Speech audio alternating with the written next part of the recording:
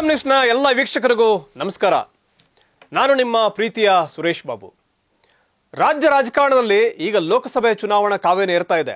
ಆದರೆ ಬಿಜೆಪಿಯಲ್ಲಿ ಮಾತ್ರ ಕೊತ ಅನ್ನುವಂತಹ ವಾತಾವರಣ ನಿರ್ಮಾಣ ಆಗಿದೆ. ಅದರಲ್ಲೂ ಕೂಡ ಮಾಜಿ ಮುಖ್ಯಮಂತ್ರಿ BS ಯಡಿಯೂರಪ್ಪ, ಬಿಜೆಪಿ ರಾಜ್ಯಾಧ್ಯಕ್ಷ BY ವಿಜೇಂದ್ರ ಈಗ ಬಿಜೆಪಿ ನಾಯಕರಿಂದಲೇ ಟಾರ್ಗೆಟ್ಗೆ ಒಳಗಾಗಿದ್ದಾರೆ. ಎಲ್ಲೊಂದು ಕಡೆ ಟಾರ್ಗೆಟ್ ಆಗಿಬಿಟ್ಟಿದ್ದಾರೆ ಇಬ್ಬರು ನಾಯಕರು ಕೂಡ. ಮತ್ತೊಂದು ಕಡೆ ಎಲ್ಲೊಂದು ಕಡೆ ಮೂಲೆ ಗುಂಪಾಗ್ಬಿಡ್ತಾರೆ ಮುಂದಿನ ದಿನಗಳಲ್ಲಿ ಆತಂಕ ಕೂಡ ಎದುರಾಗ್ತಾ ಇದೆ.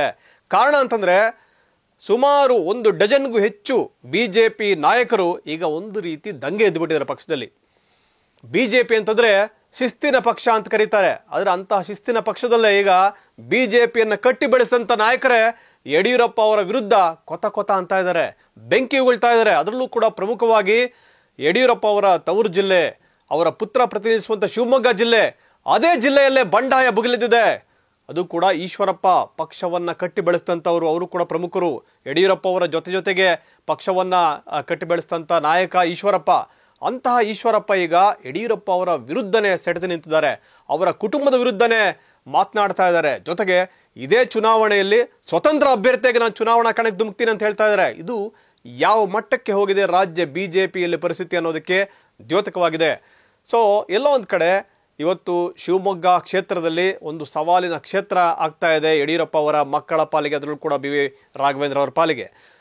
ಒಂದು ಕಡೆ BY ವಿಜೇಂದ್ರ ಅವರು ರಾಜ್ಯಾಧ್ಯಕ್ಷರಾದ ಬಳಿಕ ಎಲ್ಲೊಂದು ಕಡೆ ರಾಜ್ಯ ಬಿಜೆಪಿ ಮತ್ತೆ ಯಡಿಯೂರಪ್ಪ ಅವರ ಕಪಿಮುಷ್ಟಿಗೆ ಸಿಕ್ತು, ಅವರ ಹಿಡಿತಕ್ಕೆ ಸಿಕ್ತು ಅನ್ನೋ ಒಂದು ಭಾವನೆ ಇರುವಾಗಲೇ ಈಗ ಏಕಾಏಕಿ ಬಿಜೆಪಿಯಲ್ಲಿರುವಂಥ ಹಿಂದುತ್ವದ ಪ್ರತಿಪಾದಕರು, ಮೂಲ ಬಿಜೆಪಿಗರು, ಬಿಜೆಪಿನ ಕಟ್ಟಿ ಬೆಳೆಸಿದಂಥ ನಾಯಕರು ಏಕಾಏಕಿ ಸೆಟೆದು ನಿಂತಿರ್ತಕ್ಕಂಥದ್ದು ಯಡಿಯೂರಪ್ಪ ಅವರಿಗೆ ಮತ್ತು ಅವರ ಪುತ್ರನಿಗೆ ನುಂಗಲಾರದ ಬಿಸಿ ತುಪ್ಪ ಆಗುವಂಥ ಎಲ್ಲ ಸಾಧ್ಯತೆಗಳು ಕೂಡ ಇದೆ. ಒಂದು ಕಡೆ ನಾವು ನೋಡ್ತಾ ಇದ್ದೀವಿ, ಯಡಿಯೂರಪ್ಪ ಅವರಿಗೆ ಅಂಟಿಕೊಂಡಿರ್ತಕ್ಕಂಥ ಒಂದು ಮಸಿ, ಅದೇನಪ್ಪ ಅಂತಂದರೆ ಪೋಕ್ಸೋ ಕಾಯ್ದೆಯಡಿ ಕೇಸ್ ದಾಖಲಾಗಿದೆ. ಅಪ್ರಾಪ್ತ ಯುವತಿಗೆ ಲೈಂಗಿಕ ಕಿರುಕುಳ ಕೊಟ್ಟರು ಅಂತೇಳಿ ಆ ಯುವತಿಯ ತಾಯಿನೇ ಆರೋಪ ಮಾಡಿದ್ದಾರೆ, ದೂರು ಕೊಟ್ಟಿದ್ದಾರೆ, ಕಂಪ್ಲೇಂಟ್ ದಾಖಲಾಗಿದೆ. ಎಲ್ಲೋ ಒಂದು ಕಡೆ ಇವತ್ತು ರಾಜ್ಯ ಸರ್ಕಾರ ಆ ಪ್ರಕರಣನ CID ಕೊಟ್ಬಿಟ್ಟು ಒಬ್ಬೊಬ್ರಿಗೆ ಒಂದೊಂದು ನೀತಿನ ಅನ್ನೋ ಒಂದು ಪ್ರಶ್ನೆ ಕೂಡ ಹುಟ್ಟಾಕುವಂತೆ ಮಾಡ್ತಾ ಇದೆ. ಯಾಕಂದರೆ ಶಿವಕುಮಾರ ಸ್ವಾಮೀಜಿ ಅವರ ವಿಚಾರದಲ್ಲಿ ಏನಾಯಿತು, ಪೋಕ್ಸೋ ಕಾಯ್ದೆ ಅಡಿಯಲ್ಲಿ ಕೇಸ್ ದಾಖಲಾದ ಕೂಡಲೇ ಅವರು ಅರೆಸ್ಟ್ ಆದರು. ಆದರೆ ಯಡಿಯೂರಪ್ಪ ಅವರ ವಿಚಾರದಲ್ಲಿ ಎಲ್ಲೊಂದು ಕಡೆ ಸರ್ಕಾರ ಸ್ವಲ್ಪ ಮೃದು ಧೋರಣೆಯನ್ನು ಅನುಸರಿಸ್ತಾ ಇದೆ ಅನ್ನೋ ಒಂದು ಅನುಮಾನ, ಚರ್ಚೆ ಇವತ್ತು ರಾಜ್ಯದಲ್ಲೇ ಆಗೋದಕ್ಕೆ ಕಾರಣ ಆಗಿದೆ. ಬಹುಶಃ ಸಿದ್ದರಾಮಯ್ಯ ಅವರ ಮತ್ತು ಯಡಿಯೂರಪ್ಪ ಅವರ ಸ್ನೇಹ ಸಂಬಂಧ ಆ ಒಂದು ಪ್ರಕರಣವನ್ನು CID ಕೊಟ್ಟು ಎಲ್ಲೊಂದು ಕಡೆ ತನಿಖೆ ನಿಧಾನಗತಿಯಲ್ಲಿ ಆಗೋದಕ್ಕೆ ಕಾರಣನ ಅನ್ನೋ ಒಂದು ರೀತಿಯಲ್ಲೂ ಕೂಡ ಚರ್ಚೆಗಳಾಗ್ತಾ ಇದೆ. ಇದರ ನಡುವೆನೇ ಯಡಿಯೂರಪ್ಪ ಅವರ ಈ ಬೆಳವಣಿಗೆಗಳು ನೋಡ್ತಾ ಇದ್ದಾರೆ, ಅವರ ಸುತ್ತಲೂ ನಡೀತಾ ಇರ್ತಕ್ಕಂಥದ್ದು.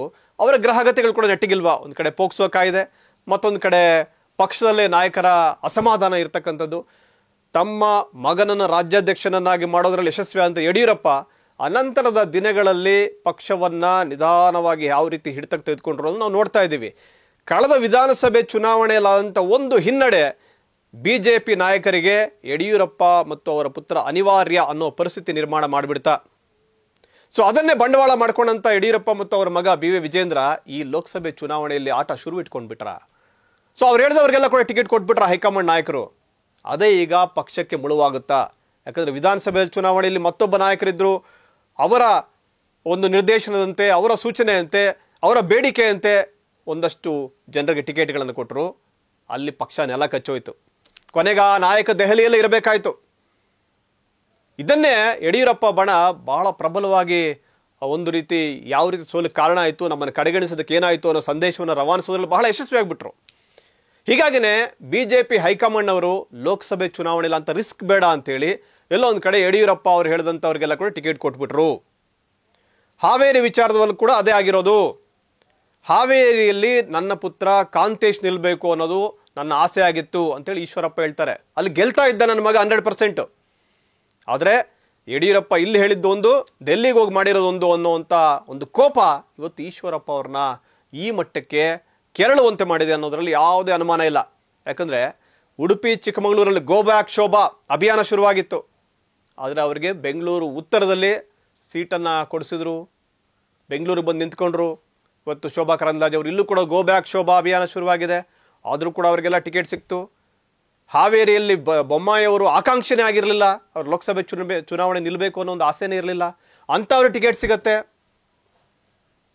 ಕಳೆದ ವಿಧಾನಸಭೆ ಚುನಾವಣೆಯಲ್ಲಿ CT ರವಿ ಅವರಿಗೆ ಟಿಕೆಟ್ ಸಿಕ್ಕಿ ಆನಂತರ ಅವ್ರು ಸೋಲಿಗೆ ಕಾರಣ ಆದರು. ಇದರಿಂದ ಯಾರ ಕೈವಾಡ ಇದೆ, ಇದೆಲ್ಲ ಕೂಡ ಈಶ್ವರಪ್ಪ ಅವರು ಪ್ರಶ್ನೆ ಮಾಡ್ತಾ ಇದ್ದಾರೆ. ಅಂದರೆ ಒಂದು ಕಡೆ ಬಸನಗೌಡ ಪಾಟೀಲ್ ಯತ್ನಾಳ್ ಅವರು, ಮತ್ತೊಂದು ಕಡೆ ಈಶ್ವರಪ್ಪನವರು, ಇನ್ನೊಂದು ಕಡೆ ಬೇರೆ ಬೇರೆ ನಾಯಕರೆಲ್ಲ ಕೂಡ ಯಡಿಯೂರಪ್ಪ ಅವರ ಬಣದ ವಿರುದ್ಧ ಸೆಟೆದು ನಿಲ್ತಾ ಇದ್ದಾರೆ. ಮೈಸೂರಲ್ಲಾದಂಥ ಬೆಳವಣಿಗೆ, ಪ್ರತಾಪ್ ಸಿಂಹಗೆ ಟಿಕೆಟ್ ಕೈ ತಪ್ಪಿತು, ಯಾವ ಕಾರಣಕ್ಕೆ ತಪ್ಪಿತು, ಅದ್ರ ಬಗ್ಗೆ ಕೂಡ ನಿಮ್ಮ ಫ್ರೀಡಮ್ ನ್ಯೂಸ್ನಲ್ಲಿ ನೀವು ಎಕ್ಸ್ಕ್ಲೂಸಿವ್ ಸ್ಟೋರಿಯನ್ನು ನೋಡಿದ್ರಿ. ಏನೆಲ್ಲ ಪ್ರತಾಪ್ ಸಿಂಹಗೆ ಮುಳುವಾಯಿತು ಅನ್ನೋ ಒಂದು ವಿಚಾರ, ಅಲ್ಲಿ ಬಂದಂಥ ಒಂದು ವಿಚಾರ ಟೆರಿಟರಿ ವಾರ್, ಅದ್ರ ಬಗ್ಗೆ ಪ್ರಸ್ತಾಪ ಮಾಡಿದ್ವಿ. ಇದೇ BJP ರಾಜ್ಯಾಧ್ಯಕ್ಷ BY ವಿಜೇಂದ್ರ ಅವರು ಈ ಹಿಂದೆ ವರುಣಾ ಕ್ಷೇತ್ರದ ನಿಲ್ಲಬೇಕು ಅಂತ ಇಚ್ಛೆ ಇತ್ತು ಅವರಿಗೆ. ಆದರೆ ಅಲ್ಲಿ ಅವತ್ತು ಪ್ರತಾಪ್ ಸಿಂಹ ಬಿಡಲಿಲ್ಲ. ಅದೇ ಕಾರಣಕ್ಕೆ ಪ್ರತಾಪ್ ಸಿಂಹಗೆ ಟಿಕೆಟ್ ತಪ್ಪಿಸಿದ್ರು ಅನ್ನೋ ಚರ್ಚೆಗಳು ಇವತ್ತು ಮೈಸೂರು ಜಿಲ್ಲೆಯಲ್ಲಿ ಕೂಡ ನಡೀತಾ ಇದೆ. ಇನ್ನು ಶಿವಮೊಗ್ಗದ ಪಕ್ಕದಲ್ಲಿ ದಾವಣಗೆರೆಯಲ್ಲಿ ಏನಾಗಿದೆ, GM ಸಿದ್ದೇಶ್ವರ್ ಅವ್ರ ಕುಟುಂಬಕ್ಕೆ ಮತ್ತೆ ಮಣೆ, ಅವರ ಪತ್ನಿಗೆ, GM ಸಿದ್ದೇಶ್ವರ್ ಅವರ ಪತ್ನಿಗೆ ಟಿಕೆಟ್ ಕೊಟ್ಟಿದ್ದಾರೆ. ಅಲ್ಲಿ ಅಸಮಾಧಾನ ಸ್ಫೋಟ ಆಗಿದೆ ದಾವಣಗೆರೆಯಲ್ಲಿ.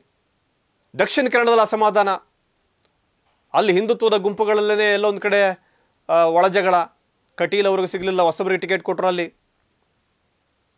ಸೊ ಮಂಡ್ಯ ವಿಚಾರಕ್ಕೆ ಬರೋದಾದ್ರೆ ಸುಮಲತಾ ಅವರು BJPಗೆ ಬೆಂಬಲಿಸಿದರು, ಆದರೆ ಇದುವರೆಗೂ ಕೂಡ ಅವರಿಗೆ ಟಿಕೆಟ್ ಘೋಷಣೆ ಆಗಿಲ್ಲ. ಅಲ್ಲಿ ಇನ್ನೂ ಸ್ಪಷ್ಟನೆಯೇ ಇಲ್ಲ, ಯಾವ ಸ್ಪಷ್ಟ ಚಿತ್ರಣ ಕೂಡ ಸಿಗ್ತಾ ಇಲ್ಲ. ಏನಾಗುತ್ತೆ ಸುಮಲತಾ ಅವರ ಭವಿಷ್ಯ, ದಾರಿ ಯಾವುದಯ್ಯ ಅನ್ನೋ ಪರಿಸ್ಥಿತಿ. ಇವತ್ತು ಹೈಕಮಾಂಡ್ ನಾಯಕರನ್ನು ಭೇಟಿಯಾಗಿದ್ದಾರೆ ಅವರು. ಸೊ ಹೀಗೆ ಅನೇಕ ಕ್ಷೇತ್ರಗಳಲ್ಲಿ ಅಸಮಾಧಾನ ಇದೆ. ಅದು ಎಲ್ಲೋ ಒಂದು ಕಡೆ BJP ರಾಜ್ಯಾಧ್ಯಕ್ಷರಿಗೂ ಕೂಡ ಆ ಬಿಸಿ ತಡ್ತಾ ಇರುವಂಥದ್ದು, ಯಡಿಯೂರಪ್ಪನವರು ಕೂಡ ಆ ಬಿಸಿ ತಡ್ತಾ ಇದೆ. ಯಡಿಯೂರಪ್ಪ ಅವರು ಹೇಳ್ತಾರೆ, ಈಶ್ವರಪ್ಪ ಅವರ ಮಗನಿಗೆ ಟಿಕೆಟ್ ತಪ್ಪಿಸೋದ್ರಲ್ಲಿ ನಮ್ದೇನು ಪಾತ್ರ ಇಲ್ಲ, ಇದೆಲ್ಲ ಕೂಡ ಹೈಕಮಾಂಡ್ ಅವರ ತೀರ್ಮಾನ ಅಂತ ಹೇಳ್ತಾರೆ. ಆದರೆ ನಂಬೋ ಪರಿಸ್ಥಿತಿಯಲ್ಲಿ ಈಶ್ವರಪ್ಪ ಅವರಿಲ್ಲ. ಲಿಂಗಾಯತರನ್ನೇ ತುಳಿತಾ ಇದ್ದಾರೆ ಅಂತೇಳಿ ಯತ್ನಾಳ್ ಹೇಳ್ತಾರೆ. ಯಡಿಯೂರಪ್ಪ ಲಿಂಗಾಯತನೇ ಅಲ್ಲ ಅಂತ ಹೇಳ್ತಾರೆ ಅವರು. ಚುನಾವಣೆ ಸಂದರ್ಭದಲ್ಲಿ BJP ಪಕ್ಷದ ಒಳಗಡೆನೆ ಒಂದು ಯುದ್ಧ ಶುರುವಾಗ್ಬಿಟ್ಟಿದೆ. ಇವರು ಯುದ್ಧ ಗೆಲ್ಲಬೇಕಾದ್ರೆ ಎದುರಾಳಿಗಳ ಮೇಲೆ, ಆದರೆ ಯುದ್ಧ ನಡೀತಾ ಇರೋದು ಆಂತರಿಕ ಯುದ್ಧ, ಅಂತಃ ಕಲಹ. ಇದು ಚುನಾವಣೆ ಮೇಲೆ ಎಷ್ಟರ ಮಟ್ಟಿಗೆ ಪರಿಣಾಮ ಬೀರುತ್ತೆ ಅನ್ನೋದು ಚಿಂತೆ ಈಗ ಹೈಕಮಾಂಡ್ ನಾಯಕರನ್ನು ಕಾಡ್ತಾ ಇದೆ. ಯಾಕಂದರೆ ಕಳೆದ ಬಾರಿ 25 ಸೀಟುಗಳನ್ನು ಗೆದ್ದಂಥವರು ಈ ಬಾರಿ ಅದು ಗೆಲ್ಲೋದಕ್ಕೆ ಸಾಧ್ಯನಾ? ಕರ್ನಾಟಕ ದಕ್ಷಿಣ ಭಾರತದ ಹೆಬ್ಬಾಗಿಲು, ಇಲ್ಲಿಂದ ನಮಗೆ ದೊಡ್ಡ ಮಟ್ಟದ ಕೊಡುಗೆ ಸಿಗುತ್ತೆ ನಿರೀಕ್ಷೆಯನ್ನು ಏನು ಇಟ್ಕೊಂಡಿದ್ರು ಹೈಕಮಾಂಡ್ ನಾಯಕರು, ಅದೆಲ್ಲವೂ ಕೂಡ ಹುಸಿಯಾಗಿಬಿಡುತ್ತಾ ಅನ್ನೋ ಅನುಮಾನಗಳು ಕಾಡ್ತಾ ಇದೆ. ಇಲ್ಲಿ ಎದ್ದಿರತಕ್ಕಂಥ ಅಸಮಾಧಾನ ಶಮನ ಮಾಡೋಕ್ಕಾಗ್ತಾ ಇಲ್ಲ. ಕೇಂದ್ರದಿಂದ ಬಂದಂಥ ನಾಯಕರು, ರಾಜ್ಯ ಉಸ್ತುವಾರಿ, ಕೇಂದ್ರದ BJP ಪ್ರಧಾನ ಕಾರ್ಯದರ್ಶಿಗಳಾಗಿರ್ತಕ್ಕಂಥವ್ರು ಬಂದರು, ರಾಧಾ ಮೋಹನ್ ಅಗರ್ವಾಲ್ ಅವರು ಬಂದು ಈಶ್ವರಪ್ಪ ಅವರು ಚರ್ಚೆ ಮಾಡಿದ್ರು ಕೂಡ ಅದು ಫಲ ಕೊಟ್ಟಿಲ್ಲ. ಇನ್ನೊಂದು ಕಡೆ DV ಸದಾನಂದ ಗೌಡರು ಬೆಂಗಳೂರು ಉತ್ತರದಲ್ಲಿ ಅವರು ಇವತ್ತೆಲ್ಲೋ ಒಂದು ಕಡೆ ಸೆಟೆದು ನಿಲ್ತಾ ಇದ್ದಾರೆ. ಯಾಕಂತಂದರೆ ತಮಗೆ ಟಿಕೆಟ್ ಕೊಡಲ್ಲ ಅಂತಂದರು, ಚುನಾವಣಾ ರಾಜಕೀಯದಿಂದ ನಿವೃತ್ತಿ ಘೋಷಣೆ ಮಾಡೋ ರೀತಿ ಮಾಡಿದ್ರು. ಮತ್ತೆ ಬಂದು ಕೆಲವು ನಾಯಕರೆಲ್ಲ ಕೂಡ ಇಲ್ಲ ನೀವು ನಿಂತ್ಕೋಬೇಕು ಚುನಾವಣೆಗೆ ಅಂದರು.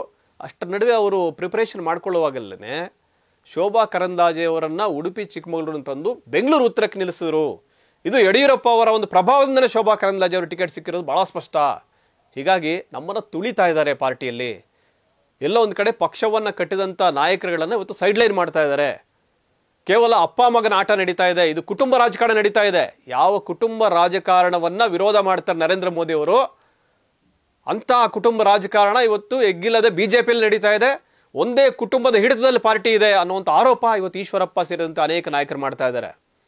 ಇದೆಲ್ಲವೂ ಕೂಡ ಚುನಾವಣೆ ಮೇಲೆ ಪರಿಣಾಮ ಬೀರಿದ್ರೆ ಏನಾಗ್ಬೋದು BJP ಸ್ಥಿತಿ? ಯಡಿಯೂರಪ್ಪ ಅವರ ಹೆಸರಿಗೆ ಎಲ್ಲೋ ಒಂದು ಕಡೆ ಕಳಂಕ ಬಂದೇ ಬರುತ್ತೆ ಇಂಥ ವಿಚಾರಗಳು. ಯಾಕಂದರೆ ಕುಟುಂಬದ ಹಿಡಿತಕ್ಕೆ ಪಕ್ಷವನ್ನು ತೆಗೆದುಕೊಂಡು ಬಿಟ್ಟಿದ್ದಾರಾ ಅನ್ನುವಂಥ ಅನುಮಾನಗಳು ಇವತ್ತು ದಟ್ಟವಾಗ್ತಾ ಇರುವಂಥದ್ದು. ಈ ಹಿಂದೆ ಕೂಡ ಇತ್ತು, ಯಡಿಯೂರಪ್ಪ ಅಂದರೆ ಕರ್ನಾಟಕ BJP, ಕರ್ನಾಟಕ ಅಂತಂದ್ರೆ ಯಡಿಯೂರಪ್ಪ ಅಂತೇಳಿ. ಅನಂತರ ದಿನಗಳಲ್ಲಿ ಪರಿಸ್ಥಿತಿಗಳು ಒಂದಷ್ಟು ಬದಲಾಗಿತ್ತು. ಎಲ್ಲವೂ ಕೂಡ ಹೈಕಮಾಂಡ್ ನಿರ್ದೇಶಿತ, ಹೈಕಮಾಂಡ್ ಕೇಂದ್ರಿತ, ಎಲ್ಲವೂ ಕೂಡ ಕೇಂದ್ರ ನಾಯಕರು ಏನು ಹೇಳ್ತಾರೋ ಅದೇ ನಿರ್ಧಾರ ಆಗ್ತಾ ಇತ್ತು. ಅದಾದ ಬಳಿಕ ಇತ್ತೀಚಿನ ದಿನಗಳಲ್ಲಿ ಅದೇನು ಹೈಕಮಾಂಡ್ಗೆ ಒಂದು ಅನಿವಾರ್ಯ ಪರಿಸ್ಥಿತಿ ನಿರ್ಮಾಣ ಆಗ್ಬಿಡ್ತು, ಯಡಿಯೂರಪ್ಪ ಅವರೇ ಬೇಕು, ಲಿಂಗಾಯತರ ಬಲ ಇದ್ರೆ ನಾವು ಗೆಲ್ಲೋದು ಅಂತ ಅನಿಸ್ಬಿಡ್ತೇನೋ, ಅವ್ರು ಹೇಳ್ದಂಗೆಲ್ಲ ಕೂಡ ಕೇಳ್ತಾ ಇದ್ದಾರೆ. ಹೀಗಾಗಿ ನಮ್ಮನ್ನೆಲ್ಲ ಕೂಡ ಸೈಡ್ಲೈನ್ ಮಾಡಿಬಿಟ್ಟಿದ್ದಾರೆ ಅನ್ನೋದು ಅಸಮಾಧಾನ ಹಿಂದುತ್ವವಾದಿಗಳು, ಮೂಲ BJPಗರು, ಪಕ್ಷವನ್ನು ಕಟ್ಟಿ ಬೆಳೆಸಿದಂಥ ಹಿರಿಯ ನಾಯಕರು, ಅದರಲ್ಲಿ ಪ್ರಮುಖವಾಗಿ ಈಶ್ವರಪ್ಪನವರು.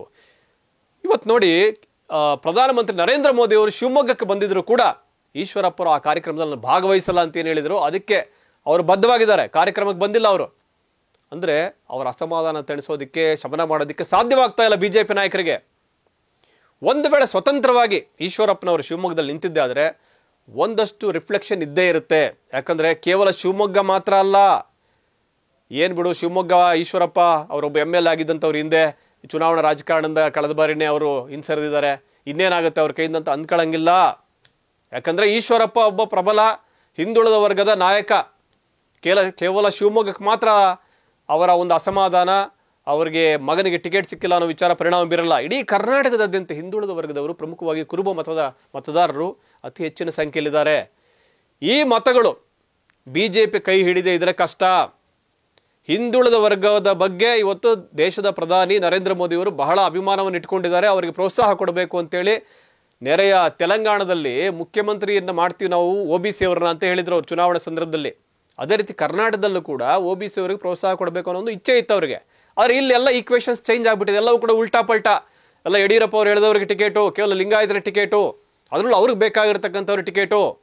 OBC ಅವ್ರಿಗೆ ಯಾರಿಗೂ, ಅದರಲ್ಲೂ ಕುರುಬರಿಗೂ ಒಬ್ರಿಗೂ ಟಿಕೆಟ್ ಕೊಟ್ಟಿಲ್ಲ ಅನ್ನೋ ಒಂದು ಕೋಪ ಈಶ್ವರಪ್ಪ ಅವರಿಗೆ ಬಂದಿರತಕ್ಕಂಥದ್ದು. ಏನೋ ಜಗದೀಶ್ ಶೆಟ್ಟರ್ ಅವರ ವಿಚಾರ ತಗೊಳ್ಳೋದಾದ್ರೆ, ಅವ್ರನ್ನ ಪಕ್ಷಕ್ಕೇನ ಕರ್ಕೊಂಬಂದ್ರು, ಪ್ರಮುಖ ಲಿಂಗಾಯತ ನಾಯಕರು ಅಂತೇಳಿ. ಇವರು ಲಿಂಗಾಯತ ನಾಯಕರನ್ನೆಲ್ಲ ಒಟ್ಟುಗೂಡಿಸ್ಕೊಂಡು ಹೋಗೋಣ ಅಂತೇಳಿ ಯಡಿಯೂರಪ್ಪನವರು, ವಿಜೇಂದ್ರ ಅವರು ದೆಹಲಿ ಕರ್ಕೊಂಡೋಗಿ ಶೆಟ್ಟರ್ ಅವರನ್ನ ಪಕ್ಷಕ್ಕೇನ ಕರ್ಕೊಂಬಂದ್ರು. ಆದರೆ ಅವ್ರು ಕೊಟ್ಟ ಭರವಸೆ ಏನಾಯ್ತು, ಅದೇ ಈಡೇರಲಿಲ್ವಲ್ಲ.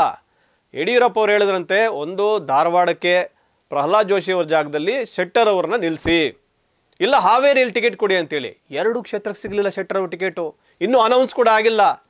ಈಗ ಹೇಳ್ತಾ ಇದ್ದಾರಂತೆ ಬೆಳಗಾವಿಯಲ್ಲಿ ನಿಂತ್ಕೊಳ್ಳಿ ಅಂತೇಳಿ. ಹೇಗೆ ಸಾಧ್ಯ ಅದು? ಹೆಂಗೆ ಒಪ್ಕೊಂತಾರೆ ಜಗದೀಶ್ ಶೆಟ್ಟರ್ ಅವರು ಬೆಳಗಾವಿ ಲೋಕಸಭಾ ಚುನಾವಣೆ ಇಲ್ಲೋದಕ್ಕೆ? ಅಲ್ಲಿ ಮಂಗಳ ಅಂಗಡಿಯವರಿದ್ದರು, ಪ್ರಭಾಕರ್ ಕೋರೆ ಅಂತವ್ರು ಆಕಾಂಕ್ಷಿಗಳಿದ್ದಾರೆ, ಬೇರೆ ಬೇರೆ ನಾಯಕರಿದ್ದಾರೆ ಅಲ್ಲಿ, ಸ್ಥಳೀಯ ನಾಯಕರು. ಸೊ ಪ್ರಮುಖ ಜಿಲ್ಲೆ ಬೆಳಗಾವಿ ಜಿಲ್ಲೆ, ಅಂಥ ಜಿಲ್ಲೆಯಲ್ಲಿ ಇವರು ಪ್ರಯೋಗ ಮಾಡಕ್ಕೆ ಹೊರಟಿದ್ದಾರೆ. ಸೊ ಇದು ಕೂಡ ಎಲ್ಲೊಂದು ಕಡೆ ಅಸಮಾಧಾನ ಕಾರಣವಾಗ್ತಾ ಇದೆ. ಯಡಿಯೂರಪ್ಪನವ್ರು ನಮ್ಮನ್ನು ಕರ್ಕೊಂಬಂದರು, ಎಲ್ಲೋ ನಮಗೆ ನುಡಿದಂದು ನಡ್ಕೊಳ್ಳಿಲ್ಲ ಅನ್ನೋ ಒಂದು ಅಸಮಾಧಾನ ಶೆಟ್ಟರ್ ಅವರ ಬೆಂಬಲಿಗರು ಕೂಡ ಕಾಡ್ತಾ ಇರುವಂಥದ್ದು. ಇನ್ನು ಬೆಳಗಾವಿ ಜಿಲ್ಲೆಯಲ್ಲಿ ಮತ್ತೊಂದು ಲೋಕಸಭಾ ಕ್ಷೇತ್ರ ಬರುತ್ತೆ, ಚಿಕ್ಕೋಡಿ ಲೋಕಸಭಾ ಕ್ಷೇತ್ರ. ಇಲ್ಲಿ ಅಣ್ಣಾ ಸಾಹೇಬ್ ಜೊಲ್ಲೆ ಅವರು ಕಳೆದ ಬಾರಿ MP ಆಗಿದ್ದಾರೆ. ಈ ಬಾರಿ ಕೂಡ ಅವರಿಗೆ ಟಿಕೆಟು ಅಂತ ಹೇಳಿ ಇವರು ಅನೌನ್ಸ್ ಮಾಡಿದ್ದು, ಎಲ್ಲೋ ಒಂದು ಕಡೆ ಅಲ್ಲೂ ಕೂಡ ಅಸಮಾಧಾನ ಸ್ಫೋಟ ಆಗೋದಕ್ಕೆ ಕಾರಣ ಆಯಿತು. ರಮೇಶ್ ಕತ್ತಿ ಅವರು ಕೊಡಬೇಕು ಅನ್ನೋದು ಯಡಿಯೂರಪ್ಪ ಅವರ ಒಂದು ಆಸೆ ಆಗಿತ್ತು. ಈ ವಿಚಾರದಲ್ಲಿ ಯಡಿಯೂರಪ್ಪಕ್ಕೆ ಸ್ವಲ್ಪ ಹಿನ್ನಡೆ ಆಗಿರ್ಬೋದು. ಆದರೆ ಅಲ್ಲಿ ಆಗುವಂಥ ಬೆಳವಣಿಗೆಗಳು, ಅವರಿಗೆ ಅಸಮಾಧಾನ ಶಮನ ಮಾಡಿ ಅಂತ ಹೈಕಮಾಂಡ್ ನಾಯಕರು ಹೇಳ್ತಾರಂತೆ ಯಡಿಯೂರಪ್ಪನವ್ರಿಗೆ, ಇಲ್ಲ ನೀವೆಲ್ಲ ನಾಯಕರ ಜೊತೆ ಮಾತಾಡಿ ಅಸಮಾಧಾನ ಶಮನ ಮಾಡಿ ಅಂತೇಳಿ. ಇಲ್ಲಿ ಯಡಿಯೂರಪ್ಪನವರು ಮತ್ತೆ ಒಂದು ರೀತಿಯ ಅಂಥ ತಂತ್ರಗಾರಿಕೆಯನ್ನು ಮಾಡ್ತಾರೆ. ನಾವು ಹೇಳಿದವ್ರು ಕೊಟ್ಬಿಟ್ಟಿದ್ರೆ ಎಲ್ಲ ಸರಿ ಹೋಗ್ತಾ ಇತ್ತು, ಇಲ್ಲಿ 1-2-3 ಕಡೆ ನೀವು ಕೊಟ್ಟಿಲ್ಲ, ಕೆಲವು ಕಡೆ ಕೊಟ್ಟಿಲ್ಲ. ಸೊ ಅಲ್ಲೂ ಕೂಡ ನೋಡಿ, ಅಂದರೆ ಸಂಪೂರ್ಣವಾಗಿ ಕರ್ನಾಟಕವನ್ನು ತಮ್ಮ ಹಿಡಿತಕ್ಕೆ ತೆಗೆದುಕೊಳ್ಳೋದಕ್ಕೆ ಯಡಿಯೂರಪ್ಪ ಮತ್ತು ಅವ್ರ ಮಗ ಪ್ಲಾನ್ ಮಾಡಿದ್ರು ಅನ್ನೋ ಒಂದು ಆರೋಪ ಎದುರಾಳಿಗಳದು. ಈಗ ಅಲ್ಲೇನಾಗುತ್ತೆ, ಚಿಕ್ಕೋಡಿಯಲ್ಲಿ ರಮೇಶ್ ಕತ್ತಿ ಇಲ್ಲೊಂದು ಕಡೆ ಕಾಂಗ್ರೆಸ್ಗೆ ಹೋಗ್ಬಿಡ್ತಾರೆ ಅನ್ನೋ ಮಾತುಗಳು ಕೂಡ ಕೇಳಿ ಬರ್ತಾ ಇದೆ. ಇನ್ನು ಬೆಂಗಳೂರು ಉತ್ತರದ ಬಗ್ಗೆ ಕೂಡ ಆಗಲೇ ಮಾತಾಡಿದ್ವಿ. DV ಸದಾನಂದ ಗೌಡರಿಗೆ ಕೈಪಾಳ್ಯದವರು ಗಾಳ ಹಾಕಿದ್ದಾರೆ. ಅವರೇನಾದ್ರು ಕಾಂಗ್ರೆಸ್ಗೆ ಹೋಗ್ಬಿಟ್ರೆ ಶೋಭಾ ಕರಂದ್ಲಾಜೆ ವಿರುದ್ಧ ಅದೇ ಕ್ಷೇತ್ರದಲ್ಲಿ ಚುನಾವಣೆಗೆ ನಿಲ್ತಾರಾ ಅನ್ನೋವಂಥದ್ದು ಒಂದು. ಮತ್ತೊಂದು ಕಡೆ ಅವ್ರನ್ನ ಮೈಸೂರಲ್ಲೂ ಕೂಡ ನಿಲ್ಸೋದಕ್ಕೆ ಪ್ಲಾನ್ ಮಾಡ್ತಿದ್ದಾರೆ ಕಾಂಗ್ರೆಸ್ನವರು ಅಂತೇಳಿ. ಎಲ್ಲಿ ನಿಂತ್ಕೊಂತಾರೆ DV ಸದಾನಂದ ಗೌಡರು? ಚುನಾವಣಾ ರಾಜಕೀಯದಿಂದಲೇ ಹಿಂದೆ ಸರಿದಂಥ ನಾಯಕ, ಮತ್ತೆ ಚುನಾವಣೆ ದುಮ್ಕೋದಕ್ಕೆ ಮನಸ್ಸು ಮಾಡಿದ್ದಾರೆ DV ಸದಾನಂದ ಗೌಡರು, ಮಾಜಿ ಮುಖ್ಯಮಂತ್ರಿಗಳು DV ಸದಾನಂದ ಗೌಡ. ಮತ್ತೊಂದು ಕಡೆ ಮಾಜಿ ಉಪಮುಖ್ಯಮಂತ್ರಿಗಳು, ಚುನಾವಣಾ ರಾಜಕಾರಣದ ಹಿಂದೆ ಸರಿದಂಥ ನಾಯಕ ಈಶ್ವರಪ್ಪನವರು ಚುನಾವಣೆ ನಿಲ್ಲೋದಕ್ಕೆ, ಅದು ಸ್ವತಂತ್ರ ಅಭ್ಯರ್ಥಿಯಾಗಿ BJPಯನ್ನು ಬಿಟ್ಟು ಯಾವ ಪಕ್ಷಕ್ಕೂ ಹೋಗಲ್ಲ, ಯಾವತ್ತೂ ಪಕ್ಷ ವಿರೋಧ ಚಟುವಟಿಕೆ ಮಾಡಲ್ಲ ಅಂತ ಹೇಳಿದಂಥವರು ಇವತ್ತು ಅದೇ ಪಕ್ಷದ ಸಂಸದ ಟಿಕೆಟ್ ಪಡ್ಕೊಂಡಿರುವಂಥ BY ರಾಘವೇಂದ್ರ ವಿರುದ್ಧ ಸ್ವತಂತ್ರ ಅಭ್ಯರ್ಥಿಯಾಗಿ ನಿಲ್ತೀನಿ ಅಂತ ಹೇಳ್ತಾ ಇದ್ದಾರೆ. ಒಂದು ವೇಳೆ ಅವರೇನಾದರೂ ಚುನಾವಣೆ ನಿಂತರೆ BY ರಾಘವೇಂದ್ರ ಕಷ್ಟ ಆಗ್ಬೋದು. ಯಾಕೆ ಹಿಂದುತ್ವದ ಪ್ರತಿಪಾದಕರು ಈಶ್ವರಪ್ಪ ಅವರು, ಮತ ವಿಭಜನೆ ಆಗ್ಬೋದು. ಕಾಂಗ್ರೆಸ್ ಅಭ್ಯರ್ಥಿ ಗೀತಾ ಶಿವರಾಜ್ಕುಮಾರ್ ಅವರಿಗೆ ಅನಾಯಾಸವಾಗಿ ಗೆಲುವು ಸಿಗ್ಬೋದು ಈ ಬಾರಿ.